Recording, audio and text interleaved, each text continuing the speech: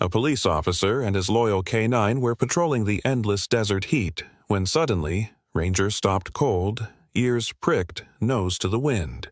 Then came a scent, and a whisper in the wind that wasn't a whisper at all. A woman, sunburnt and broken, tied to a stone like a forgotten soul. What they found in the desert wasn't just a victim. It was a miracle waiting to be rescued. What happened next will make you believe in second chances and the quiet courage of those who protect without words. Before we begin, do you have a dog who'd never let you face the heat alone? Drop their name in the comments. I'd love to know who's watching beside their four-legged hero. And if you believe every life deserves to be found, not forgotten, hit that subscribe button, because what you're about to witness might just shift something deep inside you. The sun in southern Arizona had no kindness left to offer. By mid-morning, it hung directly overhead, an unflinching white coin burning through a sky so wide and cloudless it felt like the earth itself had been forgotten. The Sonoran Desert stretched in every direction, dotted with brittle creosote bushes and the tall silhouettes of saguaro cacti that stood like tired sentinels against the heat.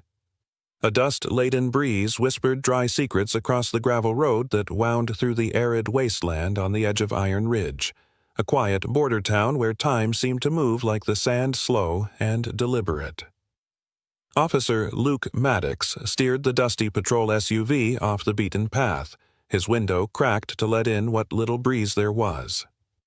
A man in his mid-30s, Luke had the calm, steady demeanor of someone who had seen both tragedy and silence, and chosen to meet them both with quiet persistence. His jaw was square beneath a faint growth of stubble that no morning shave could ever fully tame. Tall, broad-shouldered, and built like someone who had once dreamed of college football but chose duty instead, Luke wore his badge with a sense of grounded responsibility, not pride. His eyes, a deep blue, darkened by desert squinting, scanned the horizon without hurry. Beside him sat Ranger, his partner, his shadow, and in many ways the only living creature he trusted without question. Ranger was a 6-year-old male German shepherd, coal-black saddle over tan fur, with keen amber eyes that seemed to carry the intelligence of a man and the instincts of something older than instinct. He had been trained for tracking, search and rescue, and takedown, but what made him exceptional wasn't his training. It was his intuition. Ranger could sense things before Luke ever saw them, and though he rarely barked without cause when he did, it meant something was wrong. That bark came now. Sharp. Urgent. Ranger lunged toward the passenger side window, nostrils flaring. He let out another bark this time, a deeper, drawn-out warning that reverberated through the cab like an alarm bell. Luke hit the brakes.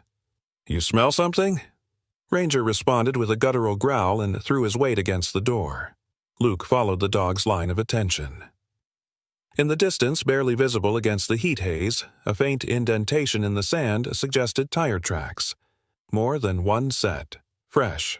They pulled off the road. Ranger was out before the door fully opened, nose to the ground, tail stiff with purpose. Luke grabbed his hat, a weathered tan Stetson that had belonged to his father and a border patrol officer who'd died in the line of duty, and followed. The air was so hot it distorted shapes. The ground was cracked and pale, littered with small stones and cacti. After 100 yards, the tire marks grew more erratic, veering toward a cluster of stone outcroppings near a dry riverbed. Ranger slowed, nose twitching. Then he froze. A sudden growl rumbled from his throat, not aggressive but anxious. Luke stepped ahead, and that's when he saw her. A woman. She was tied to a rock column with what looked like torn plastic cords. Her arms were behind her back, her ankles barely touching the burning ground. Her dress, once white, was now ripped and caked with dirt. Her skin was blistered, her lips cracked and bleeding. She wasn't unconscious, but close. Her head lolled forward, hair plastered to her face in sweat-soaked tangles. Luke cursed under his breath and rushed forward. "Ma'am? Hey, can you hear me?" he asked, kneeling beside her. The woman flinched. Her voice came out hoarse, barely audible. "Please. Water." Luke turned to Ranger. "Stay close." Ranger moved behind the rock and lay down protectively, eyes watching the horizon.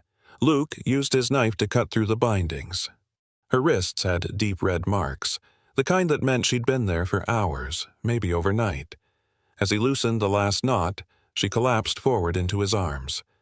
"I've got you," he murmured. "You're safe now." Her name was Rachel Hayes. Luke learned that after she sipped from his canteen, still shaking but coherent enough to whisper it between breaths. Rachel was in her early 30s, slim but taller than average, with long limbs and freckled skin now reddened raw by the sun. Her face, beneath the grime and blood, held a haunting sort of beauty. Not fragile, but weathered, like someone who had once been soft but had learned to harden to survive. Her voice cracked every time she spoke, and her hands instinctively curled into fists, even in safety. Luke lifted her carefully and carried her back toward the SUV. She tried to walk, but her legs buckled. Ranger came up beside them, licking the back of her hand. Rachel flinched at first, then stilled. "He's yours?" she rasped. "Yeah," Luke said. "Name's Ranger. He found you." Rachel turned her head slightly, eyes fluttering shut. "Good dog," she whispered. Ranger wagged his tail once, slow and solemn. Luke laid her in the back seat, draped a cloth over her legs, and cranked the AC. He radioed dispatch, gave their coordinates, and requested immediate medical support. Back at Iron Ridge's precinct, Captain Selena Torres, a firm, no-nonsense woman with sharp eyes and a mind like a file drawer, was reviewing reports of increased cartel movement across the border. Her screen lit up with an alert. Subject: Suspected human trafficking activity. West Sonoran Corridor.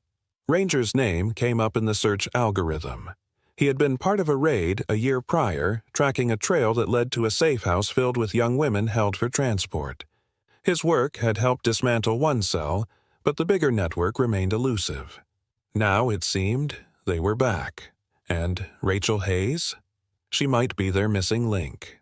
Rachel Hayes woke slowly, the pale green ceiling of Iron Ridge Community Hospital coming into focus above her, its fluorescent lights humming like distant cicadas. Her skin still ached. Sunburn, rope burns, bruises. But what unsettled her more was the silence in her chest, the eerie stillness that replaced panic. She wasn't sure yet if it was safety, or simply exhaustion. The room was modest, a single bed, white cotton sheets, an old ceiling fan creaking above, and the faint scent of antiseptic clinging to everything. In the corner near the door, curled on the floor like a sentinel, was Ranger. The German shepherd hadn't moved all night. His ears were alert even in rest, tail curled around his haunches, amber eyes opening every few seconds to check on her. Rachel turned her head carefully. The movement sent a jolt through her shoulders. The bandages wrapped around her wrists were thick, but she could still feel the memory of the cords. A nurse entered quietly. Her name tag read Angela. Mid-40s, slight but firm in her movements, Angela had a clipped tone and kind eyes. She checked Rachel's vitals, adjusted her IV, and handed her a cup of water with a straw. "You're lucky, sweetheart," Angela said softly. "Another few hours under that sun, and we might not be having this conversation." Rachel took a sip, nodded. Her voice was barely a whisper. "Where's the officer?" "Detective Maddox. He's outside talking with someone from Flagstaff PD." Angela offered a reassuring pat to Rachel's arm, then left the room. Ranger lifted his head as the door closed and padded silently to Rachel's bedside. He rested his chin gently on the mattress, close enough for her to reach. She raised her trembling hand and laid it softly on his head. His tail thumped twice against the floor. "You saved me," she murmured. "Both of you." Outside the room, Luke Maddox leaned against the hallway wall, notepad in hand. His shirt was still dusty from the desert, and his badge glinted dully under the overhead lights. Opposite him stood a man in his late 60s, tall and slightly stooped, with sun-spotted skin and silver hair that curled over his ears.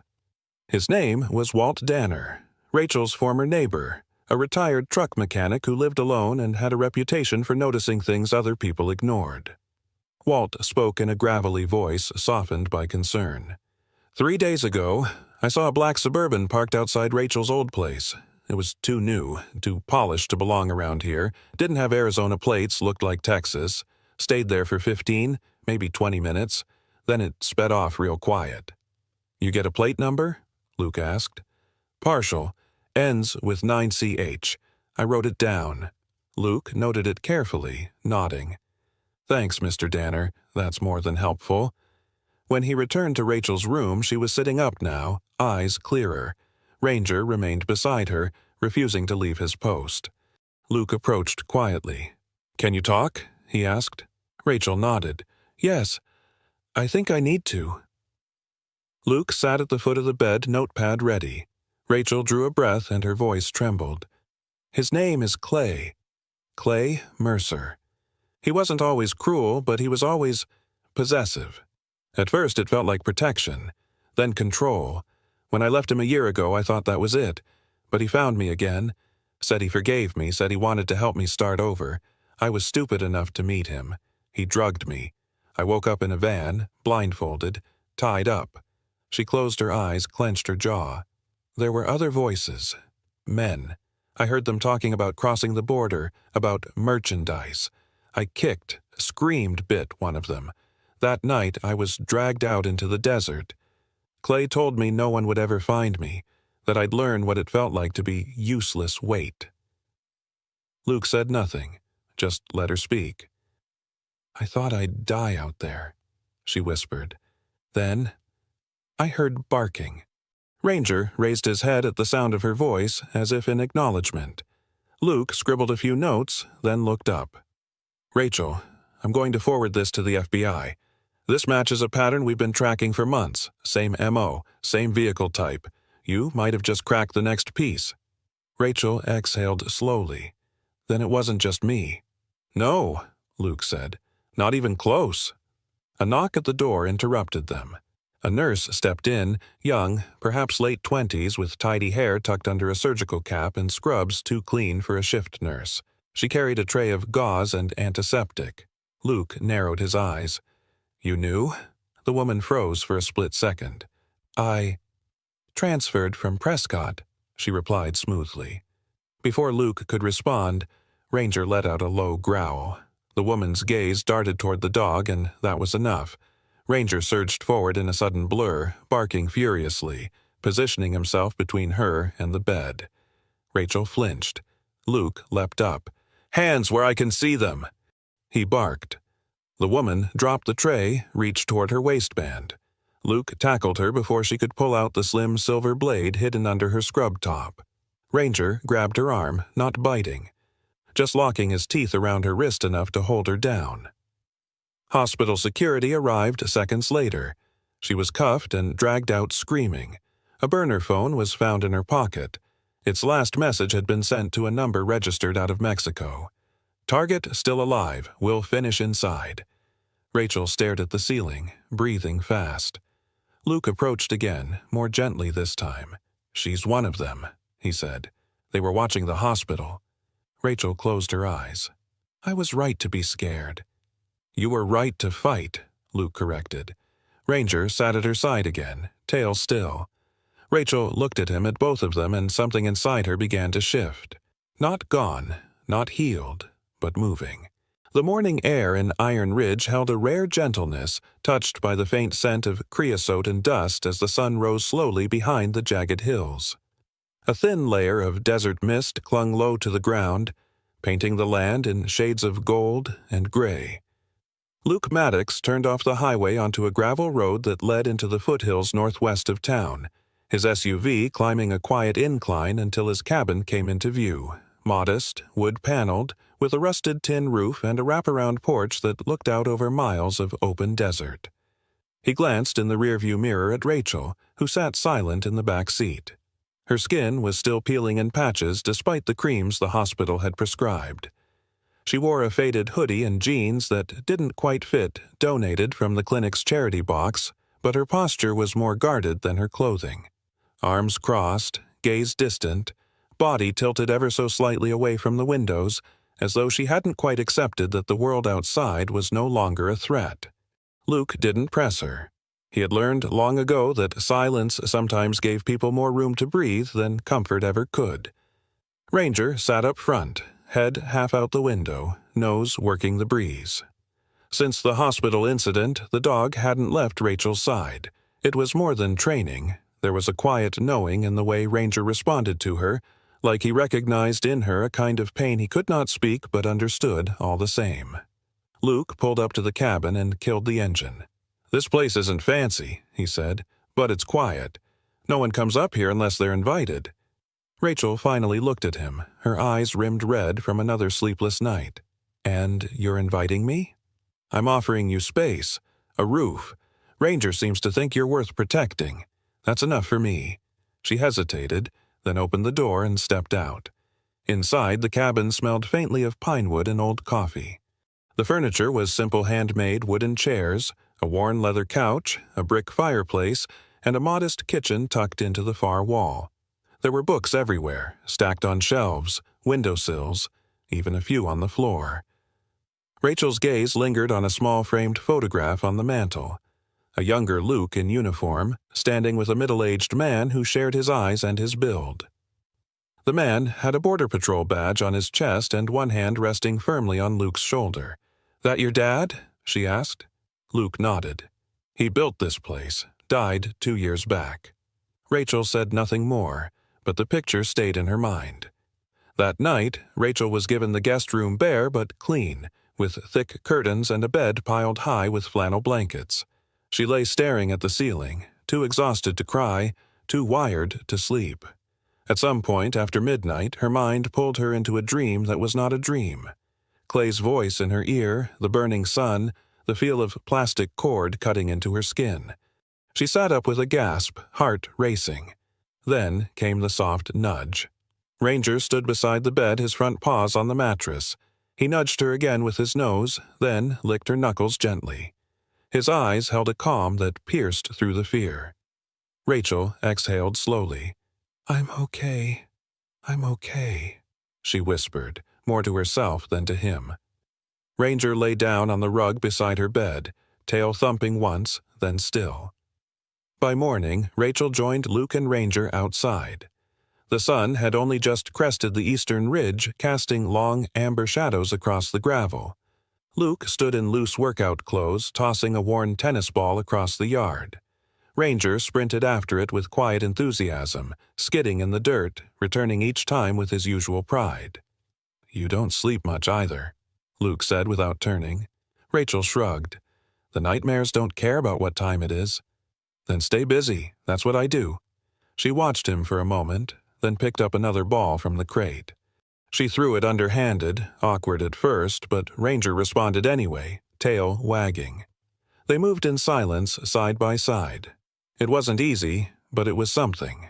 By mid-afternoon, Luke stepped onto the porch with his phone in hand. He was frowning. "I got something from the bureau," he said. Rachel paused, wiping sweat from her brow.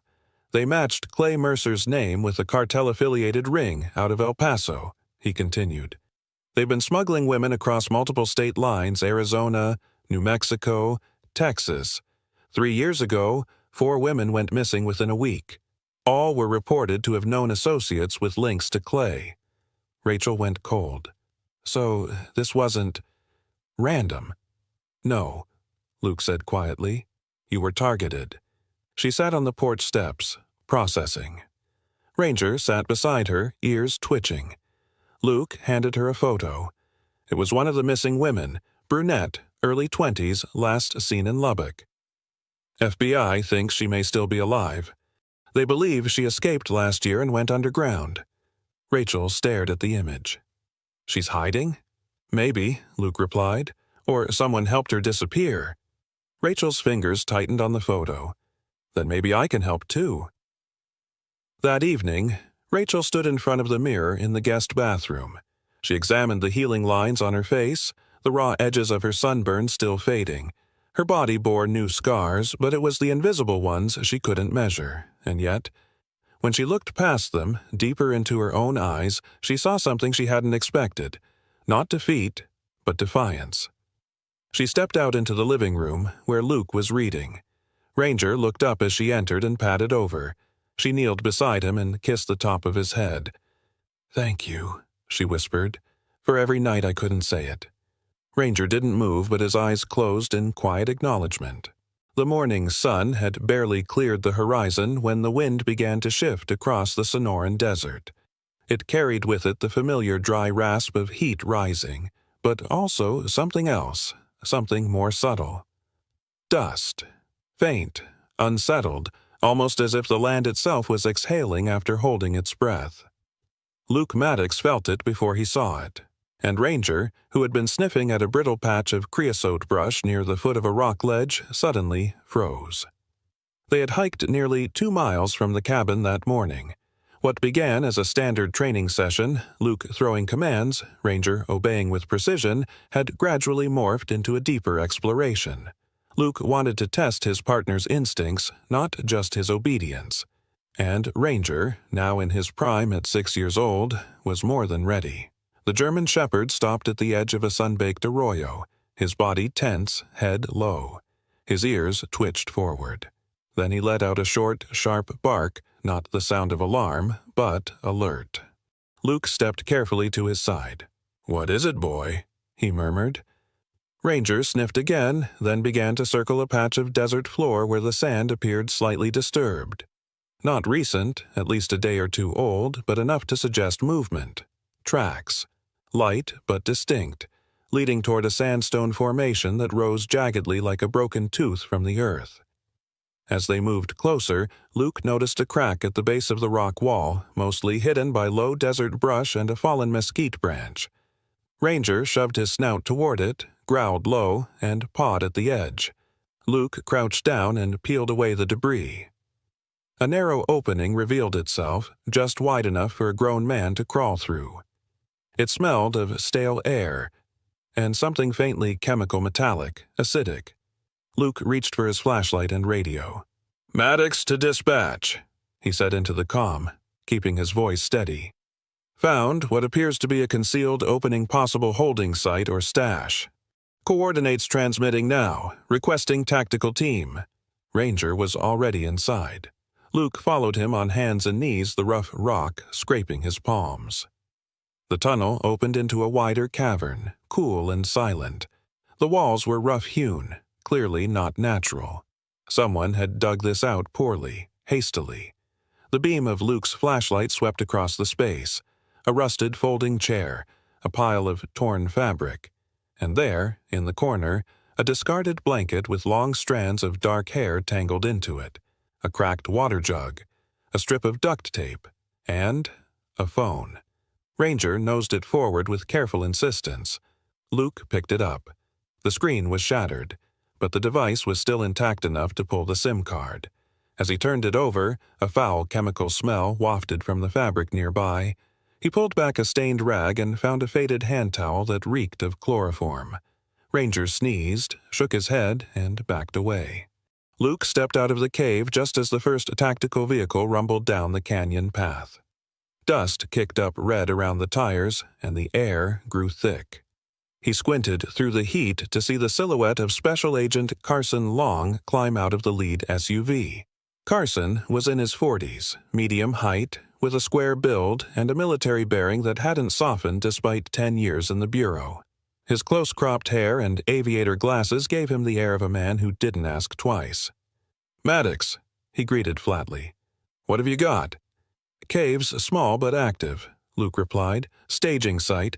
At least one captive, maybe more. Probably used within the last week. Found this." He held up the phone and SIM. Carson's eyes narrowed. "We'll process it. Good find." Luke gestured toward Ranger. "He's the one who sniffed it out." Carson gave the dog a brief nod. "Then maybe it's time we brought him in on the real hunt." Back at the cabin, Rachel sat at the dining table with a pen in hand, staring at a blank page. Outside, the wind had picked up, rustling the hanging wind chimes that Luke's father once hung from the porch rafters. The sound was both comforting and eerie. The notebook lay open in front of her, a plain, brown-covered journal with her name scribbled on the inside. She hadn't written in years.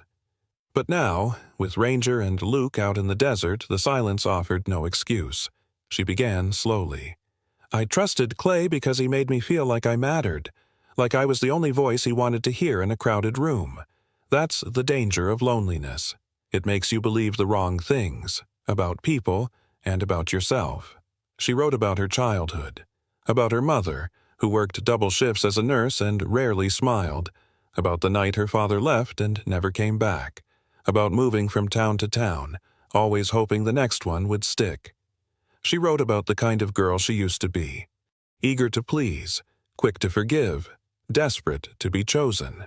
I think what I want now, she scribbled next, is to make sure no one else falls for the same kind of lie. I want to help the ones who weren't found in time. Her hand paused, then moved again, more confident now.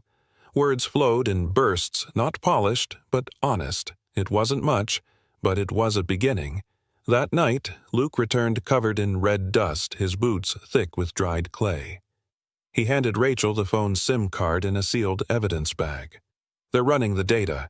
It might give us more names, or photos.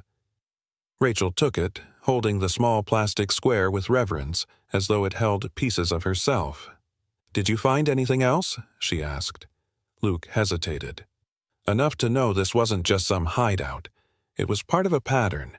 They're using the same tactics across multiple states, holding women short-term, then moving them fast. Rachel didn't respond, but her grip tightened on the journal in her lap. Ranger settled at her feet, resting his head across her boot. By noon, the sky over Iron Ridge had shifted from blue to a heavy amber haze. The temperature dropped slightly, but not from mercy from warning. Luke knew the signs well. The wind had grown wild and unpredictable, curling around the edges of the cabin like a living thing trying to find a way inside. The air had taken on a gritty texture, and the light filtered through it with a copper tint that made everything look old and bruised. He stood on the porch, squinting at the horizon. In the distance, the desert shimmered, not with heat, but with movement. A low wall of sand churned slowly toward town like an ancient beast rising from sleep. The edges of the storm curled upward in long plumes, and the ground beneath trembled faintly. "A sandstorm," Luke muttered. Rachel stepped outside, hugging her arms against her chest. Her skin was healing, and her hair, washed and loose for the first time in days, moved slightly in the shifting air. "Is it dangerous?" "Depends how long it lasts," he said. "But we've got enough supplies here. We'll wait it out." Inside, the lights flickered. Ranger paced near the windows, nose to the sill, ears flat. His instincts always moved faster than Luke's. Within the hour, the storm hit. It rolled over the cabin with the force of a freight train, grains of red sand slamming against the glass, wind howling like a wounded animal. They sealed the windows, shut off ventilation, chose, and moved into the center room. The world outside disappeared into rust-colored nothingness. The radio crackled to life. Luke stepped over and turned the volume up. A man's voice, clipped and urgent, came through the static. "Unit 4. This is Sector Command. Surveillance drone caught vehicle movement near Border Route 6, likely target convoy. Suspected transfer of assets within the hour." Rachel straightened. "They're moving them now?" Luke nodded, already grabbing his gear. "Looks like it." "I want to help." Luke turned to her. "You're not ready. I know the terrain. I know the people they work with. You need someone who can tell the difference between a decoy and a real handoff. Let me go." For a moment, neither spoke. Then Ranger walked over and stood between them, looking from one face to the other like he was weighing the argument himself. His tail gave a single low sweep, uncertain but focused. Luke's jaw tensed. "Stay close. No arguments." 15 minutes later, their SUV pushed slowly through the thinning edge of the storm. Dust still swept low along the ground, but visibility had improved enough for movement. They headed southeast, following the coordinates relayed by Sector Command. The area in question was a remote canyon mouth, carved deep into the sandstone cliffs like a wound. Few traveled there unless they knew what they were looking for. Ranger, riding in the back seat beside Rachel, kept his nose pressed to the glass, breath fogging a small circle that quickly vanished with the motion. When they arrived, the area was still, unnaturally so. "This is where I remember Clay talking about," Rachel whispered, pointing to a rise near the canyon. "They called it the Shelf. It's where they load up." Luke raised his binoculars. Tire tracks crisscrossed the dirt, some fresh. A makeshift path led down into a crevice, just wide enough for a convoy of jeeps or vans. They moved on foot from there, Ranger taking point. The shepherd sniffed the ground, his pace deliberate. He paused near a cluster of brush where the wind had exposed faint tread marks. He sniffed twice, let out a warning bark, and backed away. Luke crouched beside him. "Pressure plate," he murmured. "A crude landmine. Claymore style. Meant to maim, not kill enough to delay pursuit, not stop it." "Good boy," Luke said, gently pulling Ranger back. "You just saved all our legs." Rachel's face paled. "They're rigging the route." "Means they're still here," Luke said. They moved cautiously, avoiding the obvious paths. Ranger led them along a side ridge, eventually bringing them to a hollow carved into the canyon wall. Luke motioned for silence. From inside came muffled voices, men speaking Spanish and English, exchanging coordinates, mentions of shipments and Las Cruces. Luke radioed the location. "Sector Command, this is Unit 7. I've got visual on the canyon handoff. 3 suspects. 1 female hostage spotted. Request backup ETA?" "5 minutes out," the voice replied. "Copy." Rachel peered through a slit in the rock. "That's her," she whispered. "The girl with the scar. She's one of the missing women. I saw her photo in the reports." The girl sat hunched, wrists bound, a cloth gag in place. Her body looked frail, bruised, sunken in on itself, but her eyes were alert, watching the men carefully, calculating. A survivor. Then Rachel went still. The tallest man in the group stepped out from behind a truck, giving instructions. Rachel's voice dropped to a trembling whisper. "Clay." Luke's grip tightened on his radio. "You sure?" I'd know his voice anywhere. The man in question, Clay Mercer, was in his late 30s, with a lean, athletic build, sun-roughened skin, and a buzz cut that gave him a falsely disciplined appearance. He wore a simple gray t-shirt and cargo pants, a Glock holstered on his hip. From a distance, he looked like any other contractor, but his eyes were sharp and dead, the kind that raid people not to understand them, but to control them. Ranger's ears pinned back. He let out a low growl, restrained but unmistakable. Luke touched his collar gently. Not yet. The team waited for backup. The storm had calmed, but tension in the air hadn't. Every breath felt held, every movement calculated. The canyon air was thick with anticipation. The sun had risen higher behind the red cliffs, casting jagged shadows across the rocks as the tactical team assembled quietly behind the ridge. Agent Carson Long crouched beside Luke, binoculars in hand, his face impassive behind his aviators. Ranger stood beside Luke, eyes locked on the narrow mouth of the canyon below. 4 confirmed targets, Carson murmured. Mercer and 3 armed men. They've moved the hostage deeper inside, probably a holding chamber beneath that back truck. Luke gave a nod. We go quiet. I want the girl out first. Then we take Mercer. Carson glanced down at Ranger. He ready? Luke's reply was short. Always.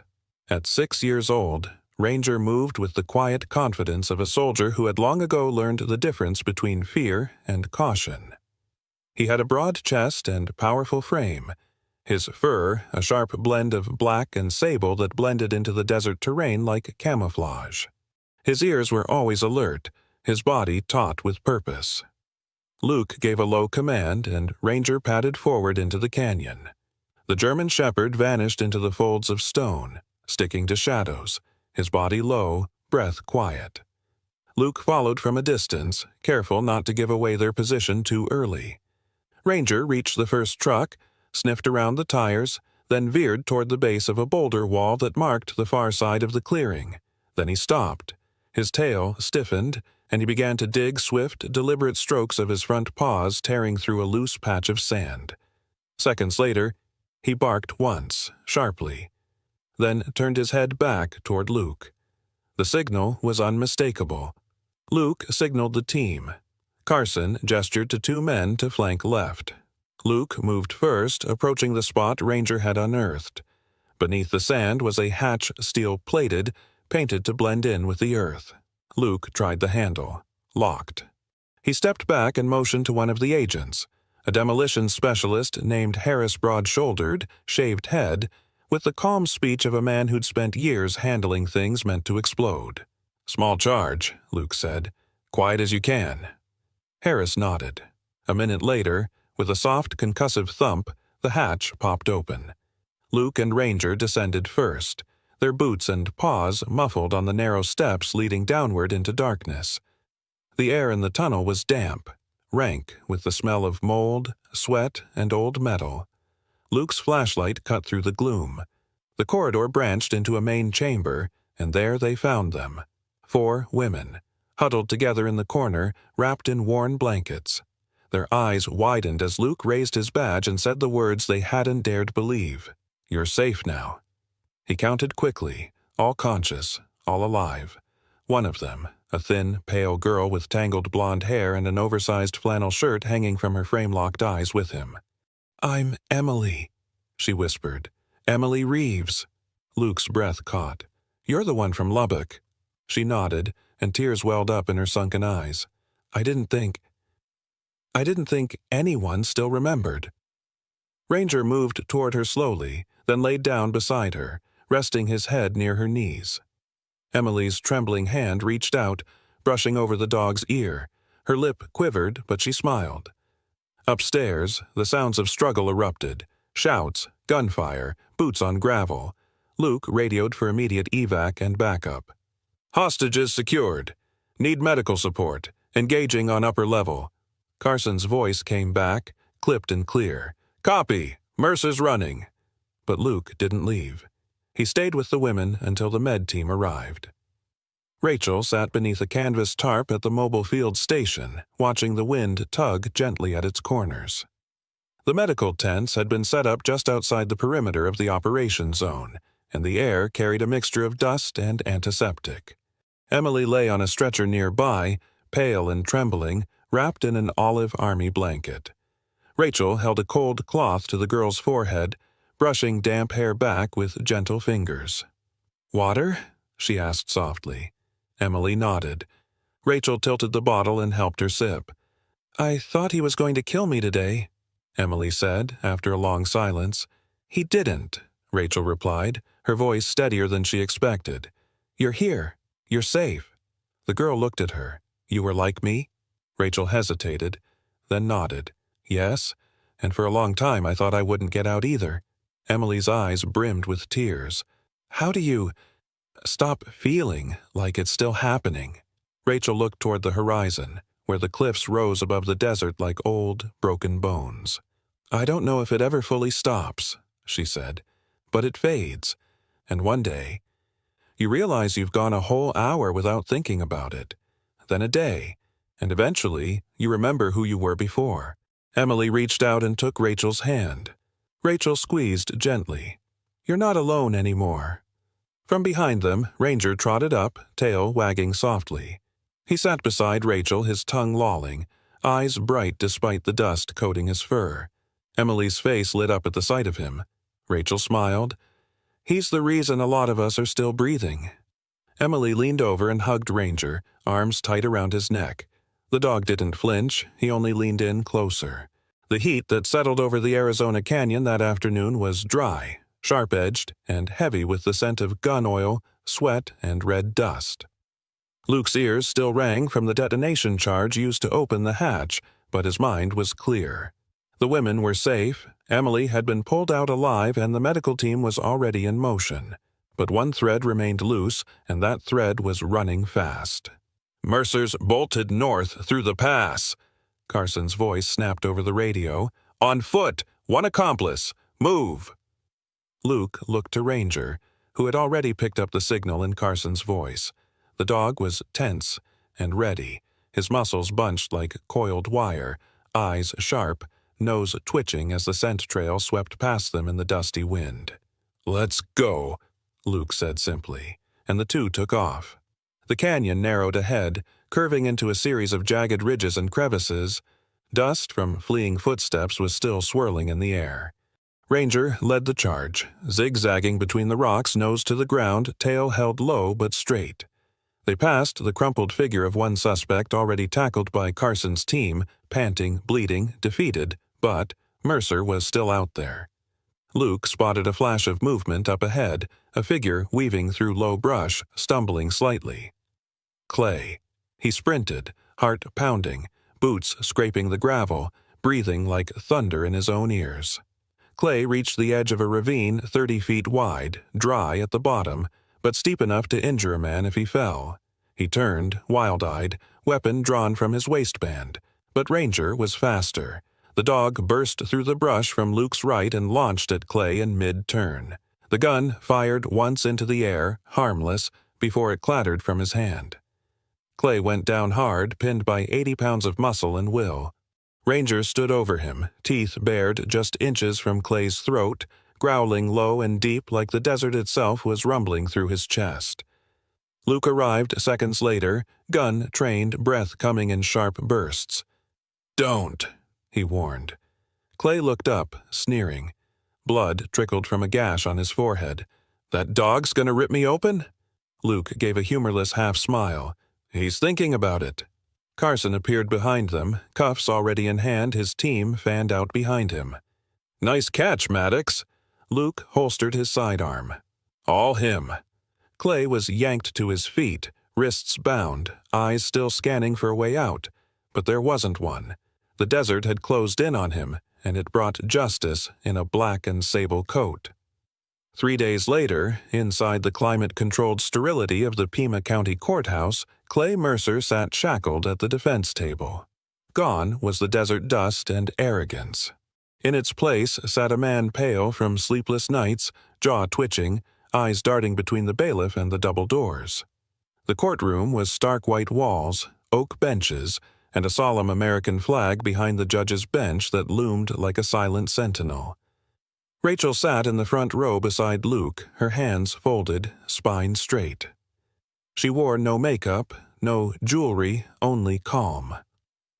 Her blouse was cream, her slacks gray, her expression unreadable. Her scars, both seen and unseen, were not covered. They were acknowledged. Luke sat beside her, Ranger lying quietly at his feet. The dog's harness was marked with silver trim and the word honor stitched beneath his patch. His eyes never left the defense table. Judge Lenora Avery entered, tall and composed, her silver hair pulled into a knot that mirrored her unyielding demeanor. "Call to order. People versus Clay Mercer. Preliminary hearing." Clay shifted in his chair. He looked toward Rachel and sneered. "Didn't think you had it in you." Rachel didn't blink. "I didn't think you were this small." The judge raised an eyebrow but didn't interfere. The assistant district attorney, Martin Lowe, stepped forward. Trim and focused, with the clipped cadence of a man who'd convicted more traffickers than he cared to count, Lowe began, "We have witness testimony from 4 victims, recovered electronic correspondence, and physical evidence recovered from the suspect's last known site of operation. But today, we'd like to begin with Ms. Hayes." Rachel stood and walked to the witness stand. Her steps were slow but certain. Lowe nodded to her. "Ms. Hayes, can you identify the defendant?" Rachel's gaze didn't waver. "That's Clay Mercer. He abducted me. He tied me to a rock in the desert and left me to die." Clay laughed quietly. "You were baggage." That was when Ranger stood. No command, no warning. He rose silently and took 2 steps forward, tail straight, body rigid. Then he barked a sharp, fierce thundercrack of a sound that cut the room in half. The bailiff reached instinctively for his taser. Luke placed a hand on Ranger's collar. "He's okay." The judge looked at Ranger, then back at Clay. "Mr. Mercer, that outburst was earned. 1 more, and I'll hold you in contempt." Clay sank back in his seat, the blood draining from his face. Rachel returned to her seat. Luke reached over, gently tapping her hand. "He's not in your head anymore," he said. "No," she replied, "but he just learned I'm in his."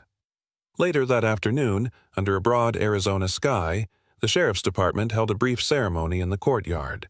Flags stirred gently in the warm breeze, and townspeople gathered in folding chairs beneath white canvas shades. Captain Selena Torres approached the podium. Dressed in formal uniform, she was tall, with a lined face that carried a quiet authority.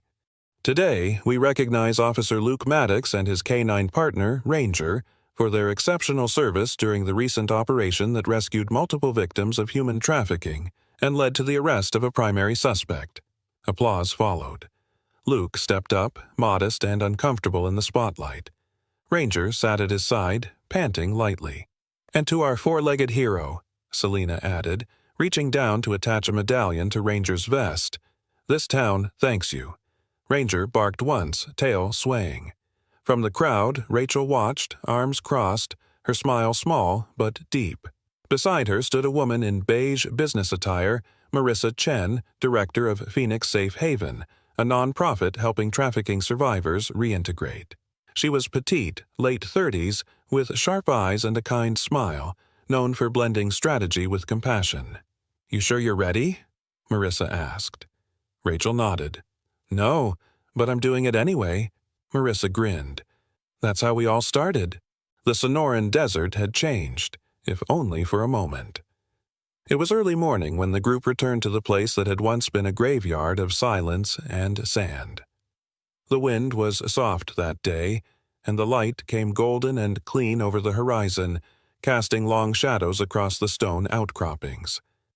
What had once been an altar of cruelty now held something else hope. And, standing in the center of it, was Rachel Hayes, no longer the woman who had been left to die, but the one who had chosen to return. She wore a simple linen shirt, sleeves rolled, jeans tucked into boots dusted from the walk-in.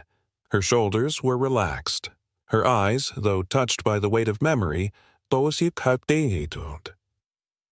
quiet, solid strength.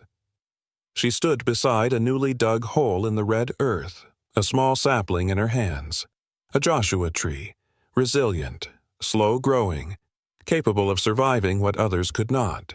Behind her, Luke Maddox unloaded tools from the back of his SUV, quiet as ever, his uniform replaced with a denim shirt and old sheriff's cap. His gaze followed her not with worry, but with respect. The kind a man gives to someone who has already fought their own way out of hell.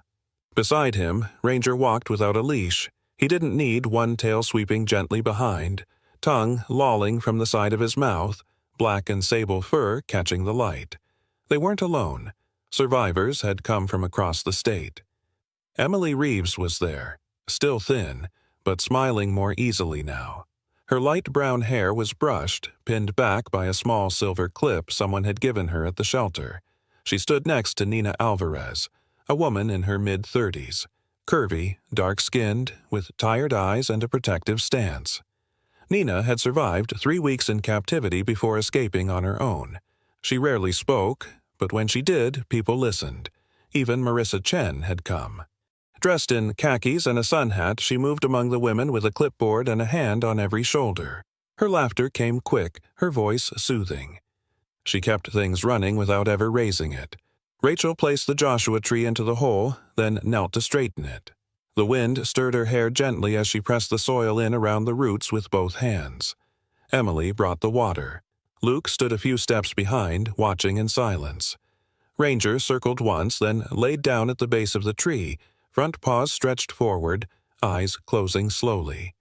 It was the first time Rachel had been back since that day, but it didn't feel like the same place. The memory of pain still lived in the rocks, but something else had taken root here now, something stubborn, green, and growing.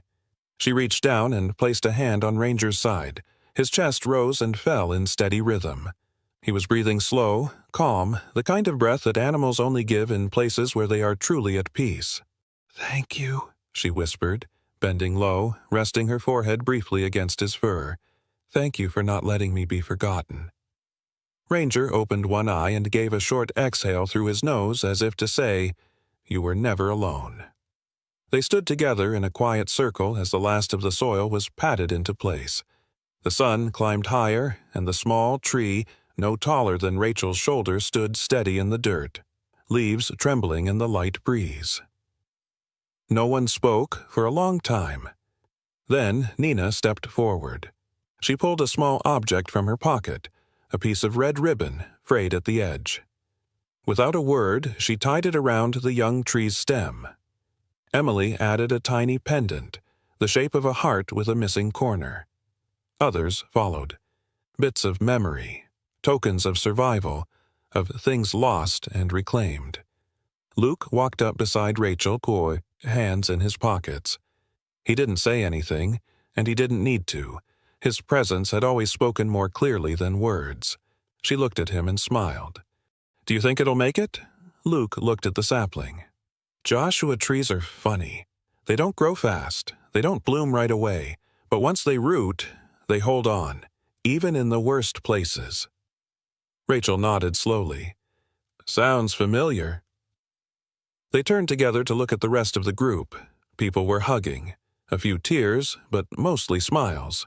A few feet away, Ranger had rolled onto his side, one ear flicking lazily at a fly. He looked utterly, completely content. Rachel and Luke said nothing more, but when their eyes met, something passed between them. Something that wasn't dramatic or rushed, but simple and quiet. A promise. Not the kind you say out loud. The kind that lives in the space between two people who've walked through fire and found a reason to still believe in something better. The kind of promise that says we'll build something new here, together, day by day. And Ranger, with one eye half open, seemed to approve. Sometimes miracles don't come with thunder or lightning. Sometimes they come in the form of a loyal dog, a quiet man, and a woman who chooses to rise again. This story is not just about Rachel, or Ranger, or Luke. It's about every soul that's ever felt forgotten, every voice that cried out in the dark and hoped someone would hear. Maybe you've never been left in a desert, but maybe you've been left in grief, in fear, in silence, and yet God sends something, a moment, a person, a sign that says, you are not alone. Rachel's rescue wasn't luck. It was grace. It was a reminder that no matter how lost we feel, someone, somewhere, is still looking for us, and sometimes he sends a dog ahead to find us first. If this story touched you, don't keep it to yourself. Share it with someone who needs hope today. Comment Amen if you believe no one should ever be forgotten. Subscribe and stay with us as we tell more stories of love, redemption, and quiet miracles. And may God bless every viewer who watches this with an open heart. You are not forgotten. You are loved. "He's gone, Ela, he's not coming back," Marta snapped, her voice tight and brittle against the whine of the cold. The wind howled down from the crags like a warning, but Ela barely heard her. He stood with one hand still gripping the frayed leash, the other curled into a fist deep in the pocket of his coat, eyes fixed on the trail that disappeared into the snow-streaked slopes above them. Cedar had broken the leash clean off. The old dog, half shepherd, half mystery, hadn't run in months. His hind legs trembled just standing, but that morning something shifted in his eyes. He had sniffed the air, turned toward the mountains without looking back, and bolted. Bark, no hesitation, just vanished into the mist like he belonged to something older than time. Marta folded her arms tighter, her breath rising like smoke. "He was dying, Eli, you know that. Dogs don't go off like that unless they're ready." But Eli didn't move. The boy had never raised his voice. Not once, not even when their mother left. Not when the power was cut. Not when Cedar first collapsed by the woodpile weeks ago. But now something churned in his throat, and when he finally spoke, it was a whisper made of iron. "He was trying to tell me something. I saw it. He didn't want to die in a corner. He was leading us." "Leading us where?" Marta asked, her tone breaking around the edges. Her boots crunched in the snow as she took a step forward, then stopped, uncertain. "There's nothing up there but frozen rock and goddamn ghosts." But Eli had already turned. The wind tugged at his coat. He stepped off the road and into the untouched snow, each footprint a quiet rebellion. By dusk, they reached the pine line. The air grew colder, thinner. No paw prints, no sign, just a silence that felt oddly watchful, like the mountain was holding its breath.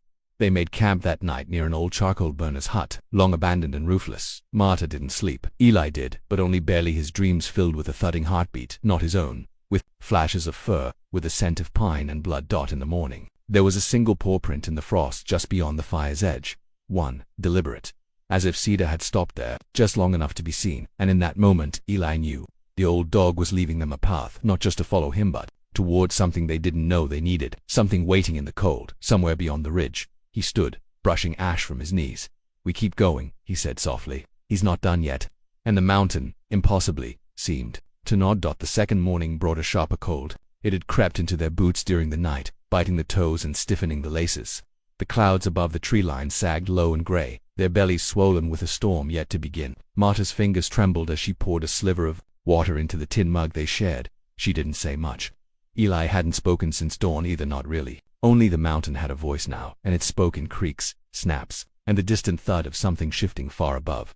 The paw print from the night before had already begun to melt by the time the sun touched it. But its shape lingered on Cedars. There was something unnerving about it. One print, no others, as if he'd stepped in from somewhere else entirely, left them that small breadcrumb and vanished again into the cold folds of the ridge. They packed in silence. The climb was steeper now, the terrain less forgiving. The old charcoal trail gave way to a narrow line of shale that buckled beneath their feet. At one point, Eli slipped, cutting his palm on a jagged stone. Marta hissed through her teeth and took his hand without asking, wrapping it with the cleanest piece of cloth from her pack. When he tried to pull away, she didn't let him. "You think he's leading you somewhere," she muttered, tying the knot carefully. "But what if he's just dying somewhere alone, Eli? What if that's the truth?" "He never wanted to die," Eli answered, his voice cracked and dry. "He wanted to end somewhere that meant something. There's a difference." They didn't speak again for hours. The climb drained them both, each step pulling breath from their chests like debt owed to the mountain. By late afternoon the clouds finally broke, not with snow, but with a mist so dense it seemed to erase the world around them. Trees became silhouettes. Marta's breath came shorter. Eli's nose bled briefly. High-altitude fatigue catching up. And then the trail split, one path winding left toward a ridgeline shaded by black firs, the other curling sharply up toward a narrow shelf of rock. There, just at the edge of the higher path, a scrap of something fluttered, mud-stained, torn, but unmistakably familiar. Cedar's old red bandana. Eli reached it before Marta could stop him. He fell to his knees, holding it with both hands like a relic. The fabric was stiff with frost and something darker, not blood. Sap, maybe. He didn't speak, his fingers pressed the bandana to his face, eyes closed, as if trying to hear a scent that had long faded. But Marta noticed something else. Behind the rock, half covered in bramble, was a stone marker, weathered, leaning old, a grave perhaps. No name, just stacked, slate and one carved symbol. A dog's head, etched in slow, shaking lines. She felt something tighten in her chest. "Eli," she said softly, "I don't think we're the first ones to follow something up here."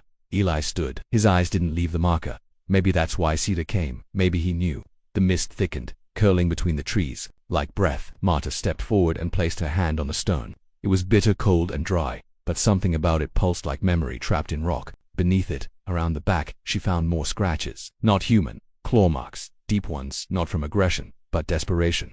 A dog trying to dig. A gust of wind tore through the clearing, and in that moment, from somewhere above them, clear, sharp, and real, they heard a bark. It was short, not panicked. Just a single echo that sliced through the fog and vanished. Marta spun, her breath caught. "Tell me you heard that." Eli nodded. His face was pale now, his lips almost blue, but he was alive with something else, not fear. Something quieter, deeper belief. "He's still up there," he whispered, "and he's not alone." They chose the upper trail. Not because it was easier, it wasn't, but because they had to. The bandana and the grave were not a goodbye.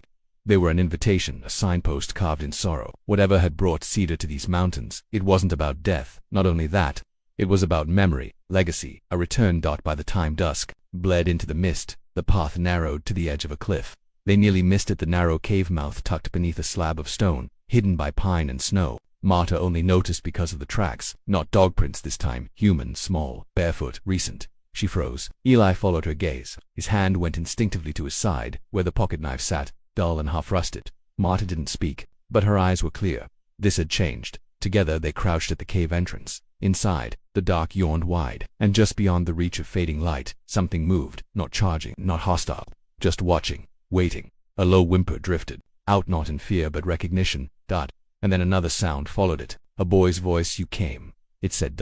Just that, nothing more. Marta's heart seized. She looked at Eli, but he was already stepping forward, as if pulled by something older than fear, stronger than understanding. That inside that cave was more than they had come to bury or mourn. Something had survived, and whatever it was, it had been waiting. The storm hit just after sundown, sudden and sharp like a slap across the face. One moment, the treetops were whispering the sky, bruised but quiet. The next, snow came slicing down in ribbons, sideways and fast, catching in Marta's lashes and stinging Eli's cheeks raw. They had barely cleared the last of the broken ridge when the temperature dropped, and visibility with it. They didn't speak, didn't dare. The air pressed too close, and the woods that had felt still and watchful before now felt alert by the time they found shelter beneath a collapsed tree arching like a broken rib. Both of them were shaking from more than just cold. Marta dropped her pack and knelt with her back against the roots, her face hidden in the crook of her arm. Eli crouched beside her, his eyes darting through the swirling dark. The image of Cedar's paw print burned into his memory like a trail marker. He hadn't seen another since, but something told him they weren't wandering. Not really. I heard him, Eli murmured, his voice thin in the wind. Last night, when you were asleep, I heard him bark, just once. Marta turned her face slightly, but said nothing. Her jaw clenched. He was close, Eli added. Softer now. He's not lost. No, she said after a long pause, but we are. The silence between them filled with the groaning sound of ice shifting in the branches above. They didn't sleep that night, or maybe they did, but not fully, the kind of half-sleep where you dream with your eyes open and forget what's real. When morning came, it brought a strange quiet, no wind, no birdsong, only the soft hiss of melting frost and the creak of branches bowing under weight. They moved slowly, conserving energy, following the spine of the mountain where the snow had begun to harden into a thin crust. It was Marta who saw it first, a piece of fabric bright orange against the endless white fluttering from a twig like a flag. She rushed forward, hands trembling, and snatched it down. It was from Eli's backpack, one of the marker ribbons she'd tied to his straps back when they were kids and always getting separated in the woods. He came this way, she whispered, her voice cracking for the first time since they'd started. Hours passed. They climbed higher than they ever had before. Past the old tree line where even the hardiest spruce gave up, where stones jutted like bone from the mountain's shoulder. The wind up there wasn't wind anymore, it was a presence. Not angry, not cruel, but vast and indifferent, like the mountain itself breathing.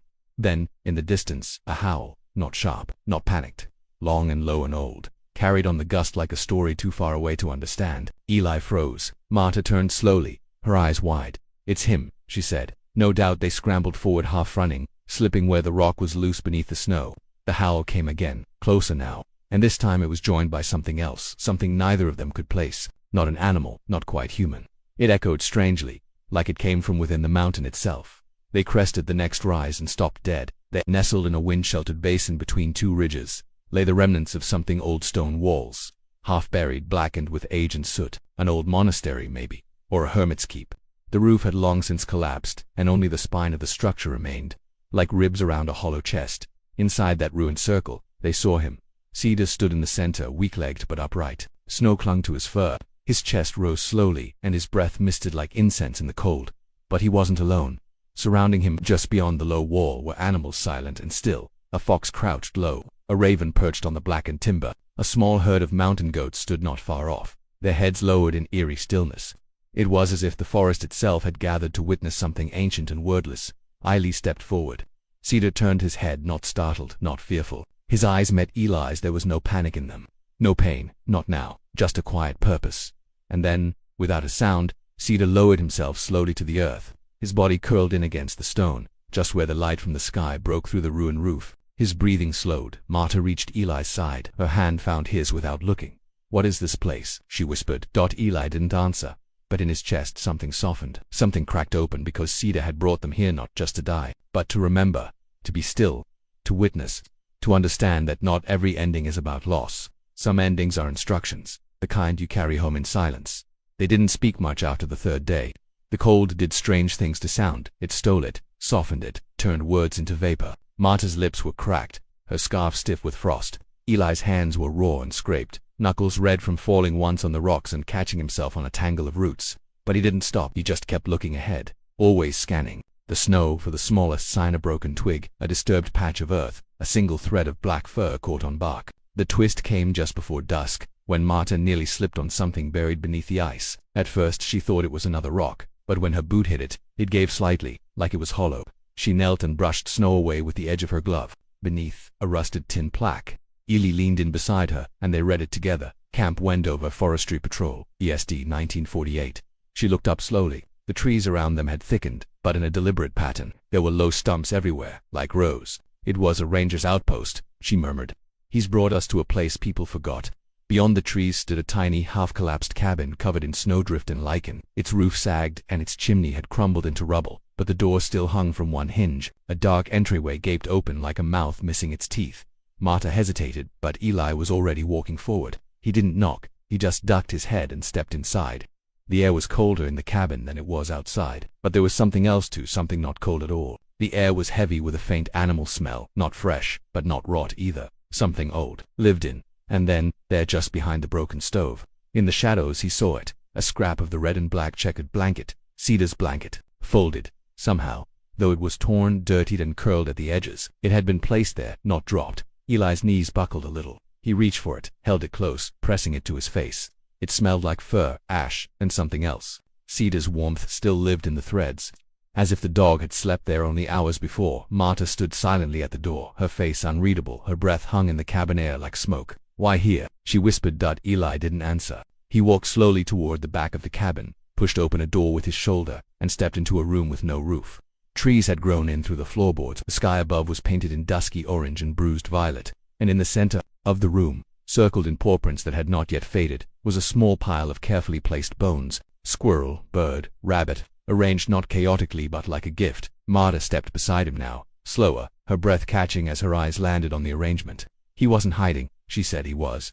Preparing. Eli nodded, like he wanted to give something back. The air shifted then, not with wind, but with a presence, a stillness, not eerie, but sacred. And that's when they heard it, a soft shuffle behind them. They turned, slowly at the edge of the trees. Just past the cabin's broken wall, stood Sida. He was thinner than ever. His ribs showed. His fur was streaked with mud and pine needles, and one paw dragged slightly as he limped. But his eyes, those deep amber eyes, were steady, clear, and fixed on Eli. The boy didn't cry. He didn't move at first. He just looked. Sida didn't come running. He didn't bark. He simply stepped forward, once, then again. Each movement cost him, but he made them anyway. Eli stepped down from the cabin, snow crunching beneath his boots. He dropped to one knee, arms outstretched. Sida came the final steps and collapsed gently into him, resting his head against Eli's chest like he had as a pup. Marta turned away, not to hide her tears but to give them space. They camped that night in the ranger cabin. No fire, just Sida between them, curled weakly but peacefully. His breathing slow, not labored, just quiet. In the stillness, Marta whispered, "He wasn't running away to die. He was leading us to the place he wanted to say goodbye." Eli didn't speak. He just stroked the fur along Sida's spine until long after the stars came out. Something had shifted. Not just in the dog, not just in the boy, but in the mountain itself. Whatever waited in the morning, it no longer felt like an ending. It felt like a beginning. The morning came slowly, slipping over the treetops with a hush that made the forest feel like it was listening. Marta was the first to stir. Her back ached from the hard floor, her fingers stiff with cold, but the silence drew her eyes open. She didn't need to look far. Sida lay between them, exactly as he had the night before. One paw was stretched out toward the broken wall where the sun now crept in. His breath, so faint the night before, had stopped some time before dawn. She didn't wake Eli right away. There was something sacred about the way the boy had curled beside the dog, his arm draped protectively over Sida's shoulder, as if they'd shared the same dream, as if, somewhere in the quiet hours, Eli had already said goodbye. When he did wake, he didn't cry. He just sat up, placed his hand gently on Sida's head, and whispered something Marta couldn't hear. A farewell, maybe, a thank you, or just his own way of making peace with the silence. They buried him near the edge of the ridge, beneath a tree shaped like a crooked question mark. The ground was half frozen, stubborn, but they worked without speaking.